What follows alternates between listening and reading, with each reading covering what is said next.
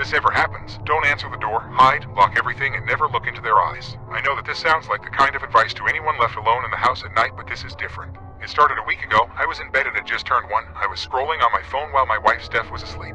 I suddenly had a notification pop up at the top of my phone. Anyone with a video doorbell will be accustomed to this. Motion detected. I normally ignore it as it was either a car coming down the road or a person stumbling back home after a night out. Then the doorbell chimed. The notification followed, there is a person at your front door. I opened the app. There sure enough was a young woman standing, clinging onto my doorframe. I answered, hello, can I help you? She came back immediately, please let me in, someone is chasing me. I told her to stay where she was and I would call the police. I heard her again, please let me in, he's going to hurt me, please hurry. At this point my wife woke up. She asked me what I was doing. As I put some clothes on ready to go downstairs, I said there was a woman at our door begging to come in as someone was chasing her. I was about to dial for the police when Steph opened the app. She said, babe, no one is there. We looked back on the motion history, both notifications were logged. I opened the first one, nothing but our front porch. I proceeded to the other notification, where someone had pressed the doorbell. There was my front porch, shrouded in darkness, but this time we could hear only my voice. Of course, there was no response to my questions. I thought to myself, was I going crazy? My wife said it was late, I must have been half asleep and my mind was playing tricks on me. Even if that was right, it still didn't explain why we got the notifications. The next night we both sat binging a Netflix show in our living room. We must have lost track of time as it was nearly 1 in the morning. I went to check the back door was locked when my phone buzzed. I asked Steph whether she had the same. She had. I opened the app just as it notified me that someone had pressed the bell. We both quickly opened the live view, stood at our door, a child. The young boy must have been no older than 8. The camera was at night vision, which was black and white. The boy's face glowed, eyes piercing through my screen. I once again answered, hello, can I help? The kid looked up at the camera. Hi, my daddy broke down just up the road and his phone is dead. Can you please let me in? I need to use your phone. Me and Steph looked at each other. She shook her head at me. I replied to him, I can call someone out for you or maybe the police can help. The boy then seemed to turn. His voice now had anger to it. Open the door, I need help. Are you really going to let me stay out here all alone? His story had changed. I went back after swallowing my own fear. Stay there, I will get help. This time I called the police. They came around 20 minutes later. By this point no one was around. We had seen the boy walk off around the corner 5 minutes after I had got off the phone. The officers checked our road and the surrounding area. They found no people, not even the odd car driving around. We both tried to show them the app, but obviously there was nothing there. The 2 officers were understanding and seemed to believe us. They gave us the department's direct number and told us to call them if anything happens again. We went to bed that night scared and confused. We didn't understand what or why this was happening to us. The next day we decided to get an early night. We made sure everything was locked and the house secure. We both fell asleep early. I was woken up at just gone 1 to the sound of 2 sets of buzzing from my phone. I ignored these. I just rolled over and went back to sleep. When I looked at my phone in the morning, I opened up the doorbell app. The video playback showed nothing, but I could hear scratching for about 2-3 seconds after the apparent press of the bell. I went downstairs and checked the door. 3 sets of 4 deep scratches went down my front door. The anxiety hit me like a tidal wave going throughout my body. I now feared the night ahead of us. 2 nights ago, we both had decided to stay up. We were going to put an end to this. We were on edge in our own home and it just wasn't right. The minutes drew closer to that damn time one. Then right on schedule, the notification started. I opened the app. Now stood there one of the policemen. He was one of the officers that was with us the other night. I thought it was strange. It caught me off guard. Steph said that she will look out the window upstairs. We had both said earlier that one of us would look out the window to confirm if someone really was there. I answered the door. Hello, officer. Can I help you? He looked into the camera. We have an update on the problem you have been having. Can you please open the door? I felt a sense of confliction come over me. This didn't feel right. I had watched enough police programs and dramas to know they usually have to report to places with another officer. The lack of any police cars also unnerved me. Sorry, officer. I'm sure you can understand the reluctancy to open the door due to our situation.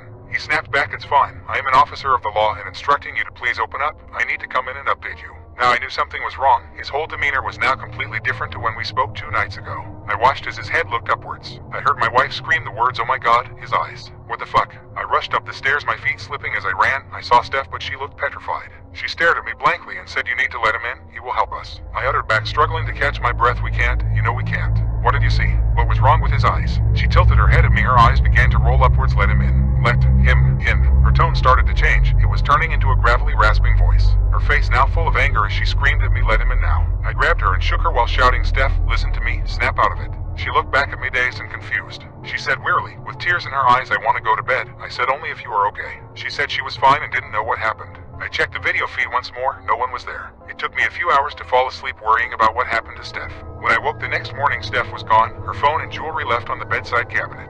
I went downstairs and searched for her, but nothing. She wasn't in the house. I called the police department on the number I was given. I spoke to the partner of the policeman that was at my door. I told him everything that happened and that my wife had gone missing. They told me the officer that was stood at my door 8 hours earlier was on leave.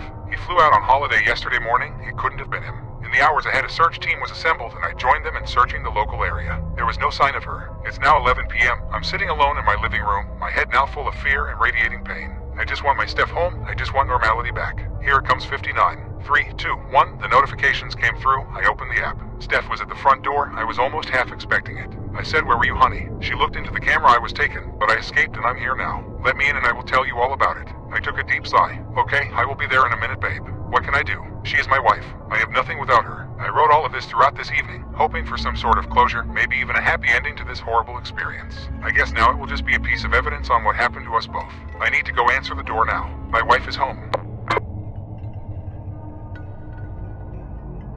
I was given a strange list of rules for the graveyard shift. I wish I had listened. So, James, we have a question for you. The corporate representative stated. Yes, I replied, nervously sipping on my glass of water. Well, our only available employee needs his shift covered tonight. My boss explained, sounding incredibly nervous. MHM, I replied while nodding my head. Why was I called into a tense meeting just to get asked to cover someone's shift? Well, we are prepared to grant you $45 an hour to cover his graveyard shift. The corporate representative explained. I nearly spat out my water. I am sorry. Did you say $45 an hour? I asked with a nervous chuckle. Yes, but it obviously comes with some downsides. My boss stated. Like what? I asked. The downsides must be pretty damn bad for them to do all this. Well, why don't we just give you this paper and you can sign it if you want? The corporate representative spoke before handing me a thick packet of paper with a pen. The corporate representative and my boss left the room. I brought the packet closer to me and flipped through it to find out it was 232 pages in total. I flipped to the second page and was greeted with a list of rules. 1. Do not go into the janitorial closet. 2. Please, do not go into the janitorial closet. 3. Under absolutely no circumstances are you to go into the janitorial closet.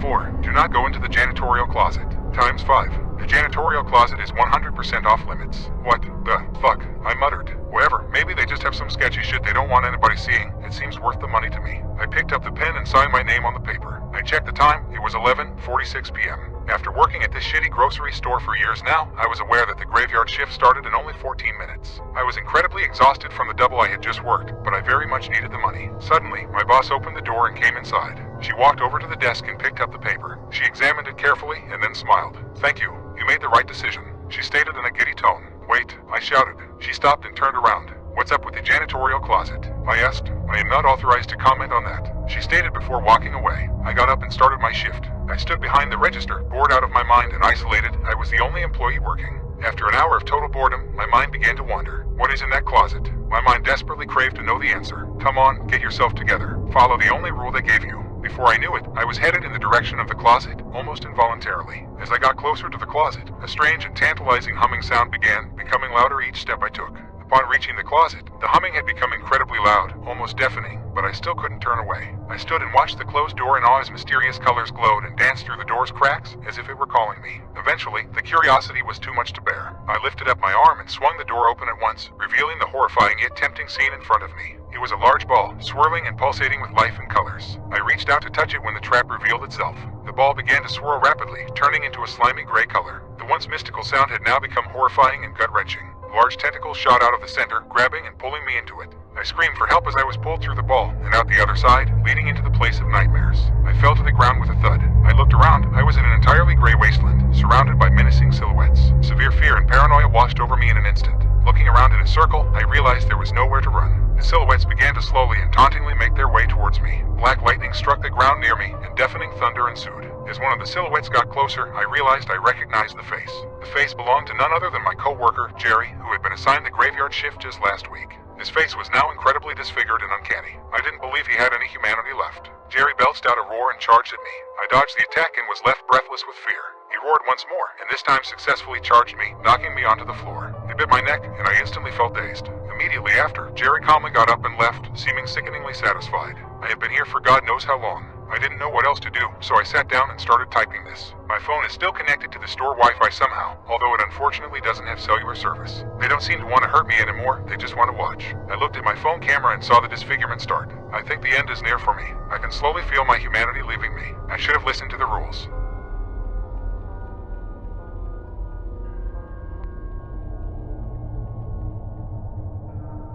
Parents made me a list of rules for my first time going out. My parents finally agreed that I am old enough to go out, but they have made a set of rules for me to follow. Down below are the rules they have given me.